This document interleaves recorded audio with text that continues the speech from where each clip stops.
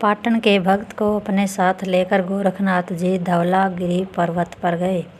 वहाँ कुछ दिन रहकर उन्होंने अपने नए शिष्य को योग मार्ग का उपदेश देना चाहा, परंतु तभी उन्हें सूचना मिली कि उस स्थान से 80-90 कोस की दूरी पर योगियों का एक सम्मेलन हो रहा है और वे लोग गोरखनाथ जी से कुछ सहायता लेना चाहते हैं।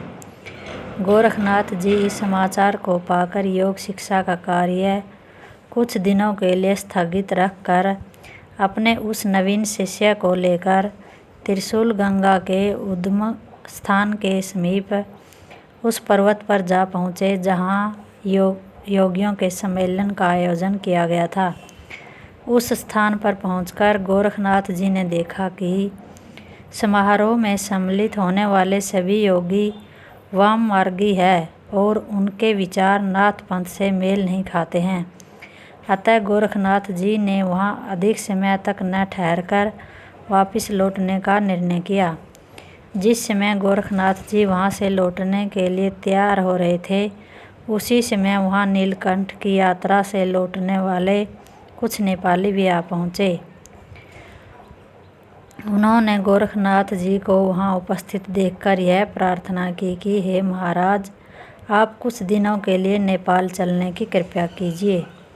इन दिनों नेपाल में महेंद्र देव नामक जो राजा राज्य कर रहा है, वह हम लोगों पर अत्याचार कर रहा है, इसीलिए आप वहां चलकर हमारे दुख को दूर कीजिए।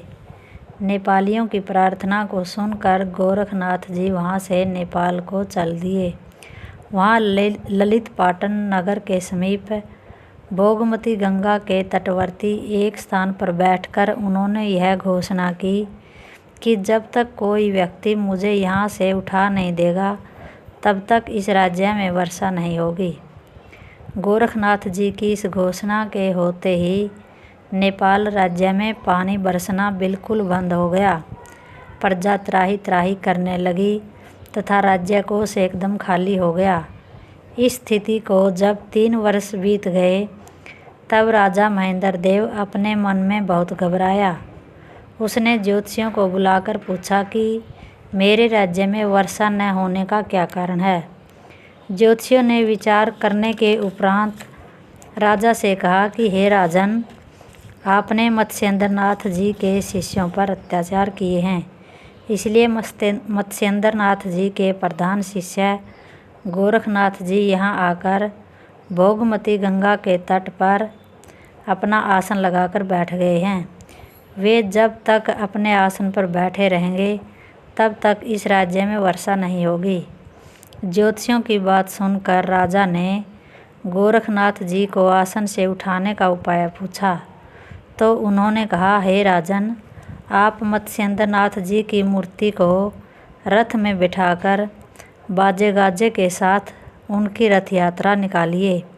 वह रथ जब गोरखनाथ जी के स्थान के पास होकर निकलेगा, उस समय गोरखनाथ जी अपने गुरुदेव की मूर्ति को प्रणाम करने के लिए आसन से उठ बैठेंगे।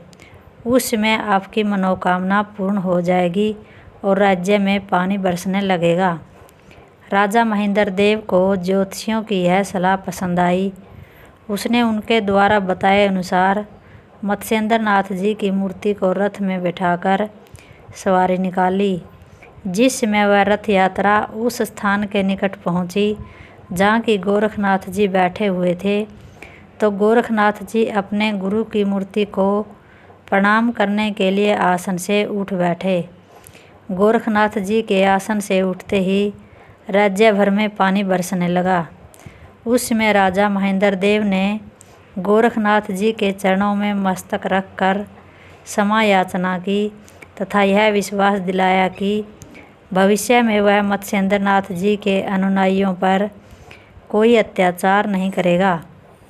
वह सुनकर गोरखनाथ जी वहाँ से उठकर चल दिए और कुछ दूर जाकर एक पर्वतीय स्थल में निवास करते हुए अपने नवीन शिष्य को योग की दीक्षा देने लगे।